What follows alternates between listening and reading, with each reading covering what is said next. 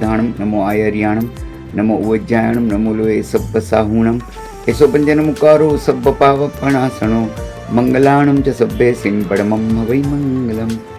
परम पूज्य आचार्य भगवान श्री कुलचंद्र सूरीसर जी महाराजा करीबन 93 साल की उम्र में आप श्री ने जो महानिषेध की जो टीका की रचना की है उसका संघ लोकार्पण विधि। विमोचन शब्द तो बहुत छोटा पड़ रहा है, लेकिन संघ के कर कमलों में 1,08,747 श्लोक आपने टीका उसकी जो रचना की है, और एट द एज ऑफ 93 26 शिष्यों के को योगक्षेम करना और साथ में श्रुत का यह कार्य करना रियल में बहुत बहुत अनुमोदना है।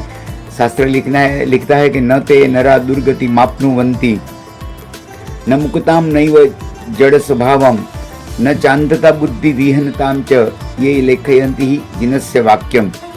जिनेश्वर भगवान का जो वाक्य लिखते हैं उसकी रक्षा करते हैं। महामहोपदेश जी महाराज साहब तो उनके उबारना लेते हैं। भगवान हरिभद्र सिंह महाराज साहब बोलते हैं हा हा कहा न होता न होती तस् जिनागमन। ये जिनागम नहीं होते तो हम क्या करते। देखिए ये सब महापुरुषों ने ये श्रुत का सर्जन का इतना बड़ा महत्व कितनी बड़ी इसकी ताकत बताई है कि उनको दुर्गति नहीं मिलती है। जो श्रुत के सर्जन में भाग लेते रक्षा करते हैं उनको आंधळापણું એમને આવતું નથી।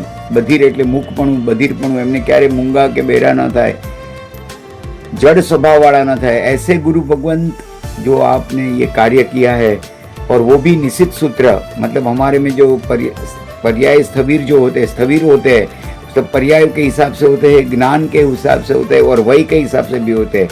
पर्याय में मतलब संयम पर्याय जिनका बड़ा है वो पर्याय स्थविर बोलते हैं, सबसे बड़ा पर्याय किसका है।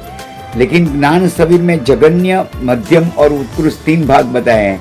जो स्थानांक सूत्र, समवायांक सूत्र वगैरह जानते हैं, पढ़ते हैं, उनको जगन्य ज्ञान स्थविर कहते हैं। लेकिन जो मध्यम स्थविर की ज्ञान स्थविर किसको बताते हैं, तो जिन्होंने निश्चित सूत्र का अभ्यास किया है। ये ग्रंथ 6 ग्रंथों का ग्रंथ है, मतलब योग्यता और पात्रता होती है तभी, और साधु गीतार्थ गिना जाता है जब ये अभ्यास करते हैं इसके बारे में। वो पढ़ने के लिए भी आपके पर्याय या वही को नहीं देखते, आपकी पात्रता को देखते हैं।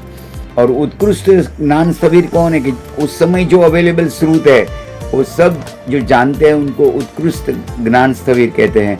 लेकिन वही स्थविर, आप तो पर्याय स्थविर भी है, ज्ञान स्थविर भी है और वही स्थविर भी है। आपने आचार्य भगवान प्रेम सूरीसर जी महाराज साहब के पास તમે વિચાર કરો, ચીનુભાઈ અને रिखवदासीના ખોરડે જ્યારે પિંડવાડામાં આ દીકરા જન્મ્યા હશે, तब कल्पना भी नहीं होगी कि शासन के इतने बड़े कार्य करेंगे।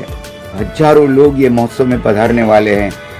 आप श्री ने 45 आगमता तो अभ्यास किया है, लेकिन गीता और कुरान का भी अभ्यास किया है। पिंड निरुक्ति आदि ग्रंथों का गहन परिशीलन किया है। महामहोपदेश जी महाराजा, भगवान हरिभद्र सिंह जी महाराज साहब के ग्रंथ सबको आपने इतनी अच्छी तरह उसका अभ्यास किया है कि जितना आपका उवारणा ले, जितनी अपनी अनुमोदना करे इतनी कम है।